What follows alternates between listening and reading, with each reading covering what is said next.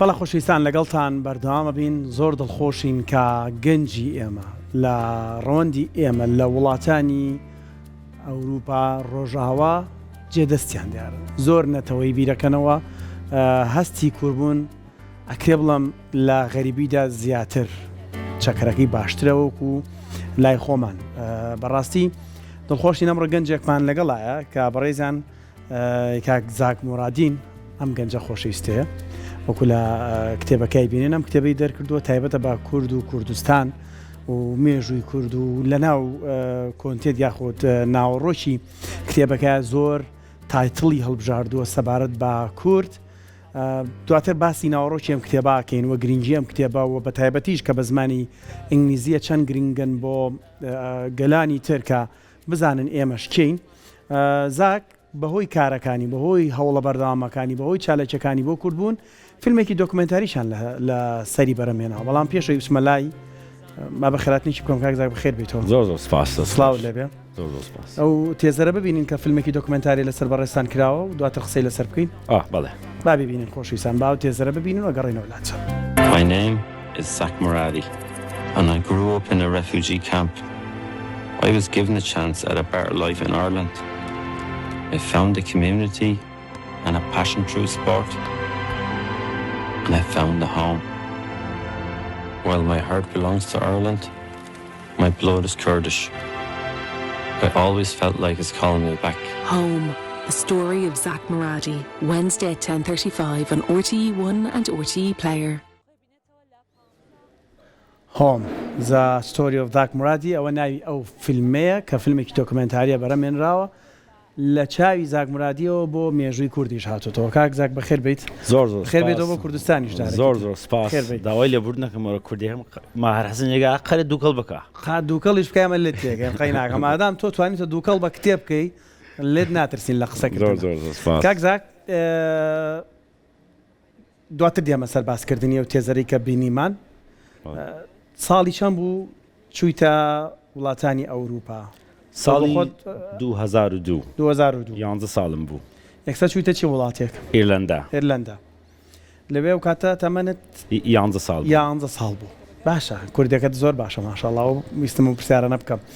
بۆچی بیری لەوە کردەوە کتێب بنووسی لەسەر کورد وەڵام من لە هەرکای ئەم بازی هینێ پێژن هۆرلینگ نمبر 1 سپۆرتە لە ئێرلەندا تۆپانی قول سێومە بەڕێبەرتە بانگترە لە ئێرلەندا ئەم بازیانە دانا لە 1000 تقریبا 1800 بریتانیا بۆ 800 ساڵ ئەرزی ئێرلەندەی داگیر کردووە باش ئەندە ئێرلەندێکیان باەمە کۆلتۆرەکەمان بپارێزین بۆ ئەم بازیەوە زوانەکانمانیان بردووە کۆلتۆرەکان زۆرمەیان بردوو بەس بۆنەی ئەم بازیەوە ئایدەنتیکەی خۆیانیان هین کرد ناسنامەی خۆیان پاراست ئەنجا منیش تۆژەتەوێت لە ڕێ ئەمەوە ناسنامەی کوردبوون بپارێزی منیش بە ئەو دارەوە بازیم کوردی خۆمان پێنام حەچان و نام چی پێژن منیش بەو دارەوە کوردم ناسان بۆ وڵاتی ئێرلەندا دوایەوە لە 2017 ئەو ناوە قەرێ مەدالە و ترۆفی ئەوانمانە بردووە کۆپۆوانە دوای ڕۆژنامە نووسەکان لە ئێرلەندا گشتی ئەنم خەڵکی کوێ هەموو خەڵکی کوردستان ئەنە کوردستان هالە کوێ گوگڵی کەن جگە لە گوگڵکردن ئەو پرسیارە لە مێشکت نامۆیە لە بەرەوەی تۆ خەڵکی کوردستانی وڵاتێکی لە وڵاتێکی غەریبیای ئەمە وای لێ کردی کە شت بنووسی لەسەر کوردستان بەڵێ لە ڕۆژنامە هینەکان فرق قسەم کرد لە ڕۆژنامەکانی ئیرلندا ئەنجا لە هەرچی قەناتی ئینی ئیرلندان ئەوانە وەکی چۆنێژ لێ لێرانی نی بەیانیان هەیە تلڤیزیۆنی بەیانیان و ئێواران و نیوەڕوان و هەموو بەرنامەکانم لە ئیرلندا کردیە دوایەوە 5-6 بوک پەبلیشەرز لە ئیرلندا تەلەفۆنیمان بۆ کردیان حەزەکەین کتابێ لەبارەت بنووسین ئەدینی گیلز بۆکس 2000 حەزەکەین کتابێک لەسەر کورد بنووسینیان ئەوان دامەزراوەکانی بڵاوکردنەوە ئەوان تەلەفۆن تقریبا 5 گرە کۆمپەنی تەلەفۆنمیان بۆ کرد ئەیدی ئەوڵەکەی 2020وانە کە مەشغوڵم حەزم با ئەم ساڵەکەوێ ئەدی 2021 شروعمان کردە و 5-6 مانگی بەر خۆت زانین کتاب جوان بینوسی فرە وەختەوات باشە خۆ عەفیگا باوکمیش دایریەکی بوو لە هەشتاکان هەموو شتێکی نووسا و شەڕەکان کەی شووری کرد و لەبارەی هەڵەبجە و زۆربەیشی ئەومە کردە ناوی ئەو کتاوە باش ئەنجا دوایەوە 2022 ئەم کتاوە دەرهات لە ئیرلندا تقریبا 15,000 کاپیم لەوە فرۆشت 15,000 يعني ماشاءالله کتێبەکە فرۆشی باش بووە یەکێکە لە پڕفرۆشترین کتێبەکان بۆ 2022 بووە تاپ 5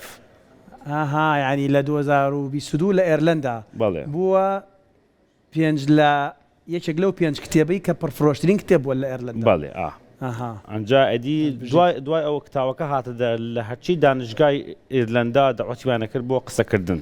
لەبارەی کتاوەکە و لەبارەی کوردستان و پرسیاری چیانە کرد لە سەر کورد هەر دایمە هین و پرسیارەکەن بارەی کۆلتوری خۆتان باسمان بۆکە باسی زوانەکەتان و کۆلچەر و زۆرمەی ئەوانە زۆرمەی باسی ژیانەوەوانە دوای ئەویچە کاورەیە ناوی دەکلن ڕواینە یەکێ لە گەورەترین دەوڵەمەندەکانی ئەوروپایە خاوەنی ڕواینەر ئێرلایندا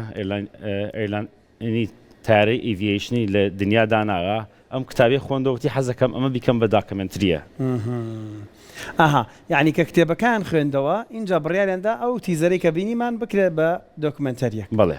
لە دۆکمنتەریەکە باسی چی ئەەکەی زیاتر زۆرمەی ناوی ئەو کتاوە دەرهاتەیە لەبارەی چۆن لەبارەی کوردستان و چوین بۆ لەبارەی هەڵەبجەوە بۆ ناوێن نا هۆم ینی ئەدی ئەمەسە من هەومە هەموو ماڵی خۆم ماڵی خۆتاوانە باشە تایتڵی نێو کتێبەکە شتی زۆر سەرنجڕاکێشە بینم یعنی یەک گوشەیە بۆ نمونە مەسەرەن دە کورد هۆم the journey چوزانم ئەمانی کە تایە سەدام هەڵەبجە یعنی کاچیتە سەر باسی هەڵەبجە باسی چیەکەی لە هەڵەبجە باسی ئەنفال باسی کیمیا باران ئەو 182,000 نەفرە ئەو 5,000 نەفرە کێمیکال هین کوژریان من دایمە هەوڵ دەدەم ئەو گانجانە هەنە ئەوروپاوە دایمە کوردایەتی بکەن چونکە مردمی ئیرلندا ئەڕوا بۆ دنیا ئەمە حەچی ڕئیس وزرای ڕئیسی ئەمریکا بووە دایمە باپیریان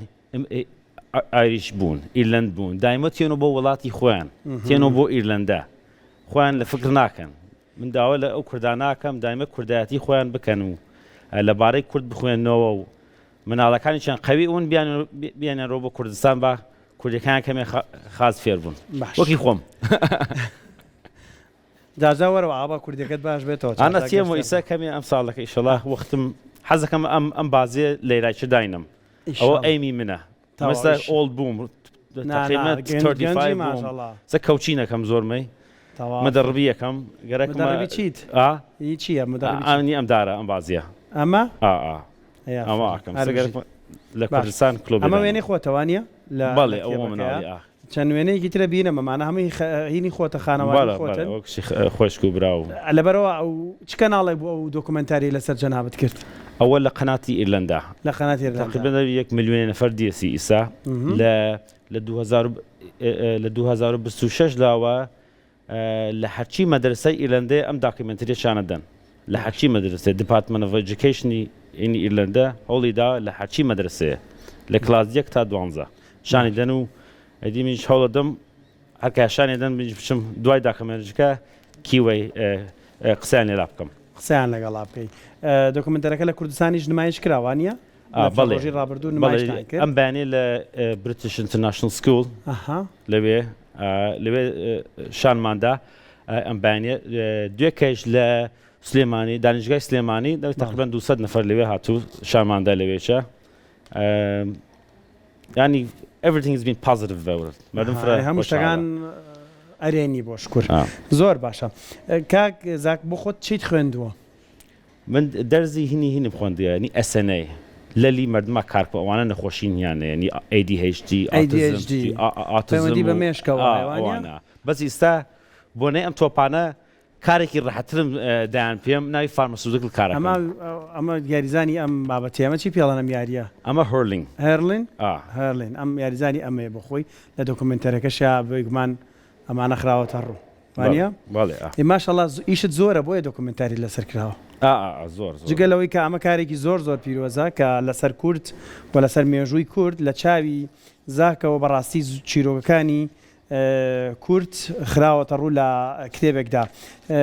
کاک زاک بیرت نەکرد تۆم کتێبە بکرێ بە کوردیش لێرە هەبێت؟ هەر بە ئینگلیزی نووسیت یەکسەروانە؟ بە ئینگلیسی بە ئینگلیزی نووسیت. کوردی نازانم بنووسم، ئەتوانم بخۆمەوە کەمێ. دەیتر وەرگێڕێکی ئازا و چالاک پێمان خۆشە. ئامادەیە گەرێکێک حەزبکا بیکا بە کوردی؟ ئەوە تا خۆشی لێرە موافقەتەوەی دەربڕیوە کاتوانی کەسێک بیکاتە کوردی و بەڕاستیشتی زۆر تایبەت و بە پێزی تایە لە نێو کتێبەکەیە. ئەگەر هاوڕیانم کاکشات بتوانە بەس تێزەرەکە ببینینەوە، چونکە لەسەر بەشێک لە تێزەرەکە ویستم هەندێک پرسیار بکەم. ئەمە چێکا گزاک ئەوە پاسپۆرتی ئەو ڕۆژە پاسپۆرتی ئایریشیاندا پێم ئەو ڕۆژە منستر فۆجستسی منستری ئیرلند دعوتمی کرد بۆ پارلەمان ئەو دای پێم. ساڵی ئەوە چەند ساڵ بەر لە ئێستەیە؟ ئەوە تقریبا 5 ساڵی ئەبێ 5 ساڵێک درەنگ ینی زۆر نییە درەنگ وەرەگرتووە بۆ ئاوات تاخیر بوو. بەخوا خۆم بڵم کرد ئەو مەختە حەزم سەفئینەوە کرد ماوی تارەوانە کەمە زاور من ڕوو بەسی سە نۆرمال بووە سۆ دارەکە شاتایەتی لە نێو فڕۆکایی ترست هەیە لە فڕۆکە؟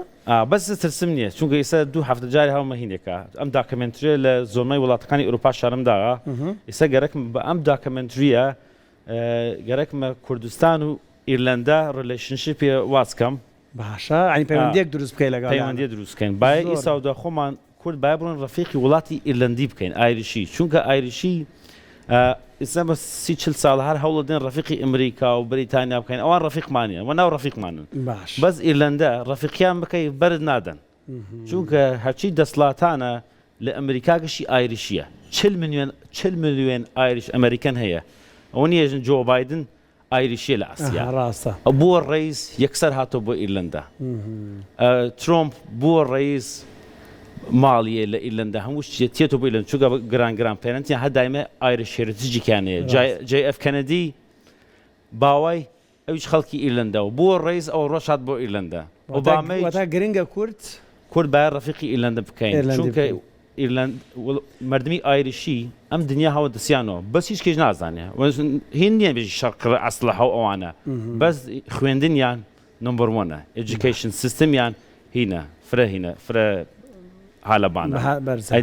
سیر کەسە پاسپۆرتی ئیرلەندە لە دنیا یەکۆم بۆ ئەم ساڵە نمبر 1 ئەوسا سویسرلند و هین و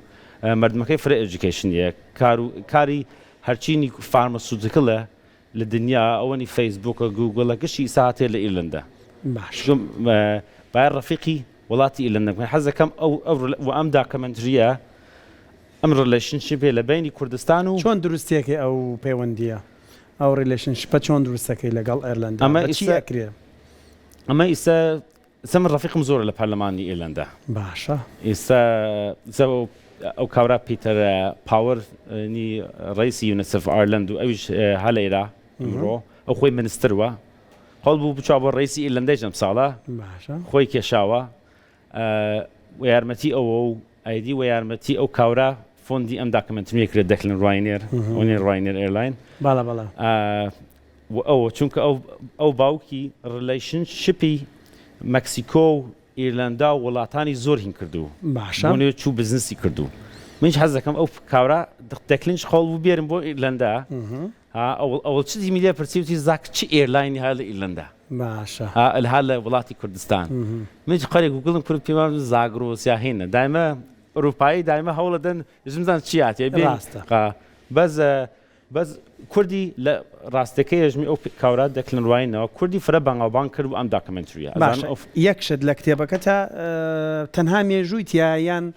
لە ڕووی گەشتیاریشەوە بە خەڵکی ئێرلەندیەڵی بڕۆن سەردانی کوردستان بکەن ناوچەی جوانمانەیە شوێنی مێژوویمان هەیە تایەتی ئەوەش ئەوە هەموو شتێکی زۆرمەی دایمێژن پیان زۆرمەی کوردستان وەکی ئیرلەندەس گورینە سەوزە دامێژم سا ئەو داکەمنتری مردمی ئیرلەندە ئەوێدی دوکانی دی لە داکەمنتری بچوون بۆ دوکان گشتی ئەو That's the most beautiful place I ever seen on the planet. ئەنجا دوکان فرە خۆشە. ئیمڕۆ چوون بۆ دوکان. ئیمشەویش لە ئەمپایر سینەما لە هەولێر شانێ دەین ئەم فیلمەکە نمایشەکە هەر کەسێ بەخێر بێ. ئەواتە کراوەیە لە ئەم شەو لە ئەمپایر سینەما لە هەولێر زاک بەناوی هۆمەوە سعات 6 ئێوارە شەشی ئێوارە نمایشەکرێ بچن بیبینن چونکە بەڕاستی زۆر دڵخۆشین کە گەنجی ئێمە میشاڵم لە دەرەوە لە ڕەوەندی کوردی بەڕاستی کاتێک قۆناغی کەمپ و ئاوارەیی کەمپ و چزانم قۆناغی ڕفیوجی تێپەڕێنن ئەبن بە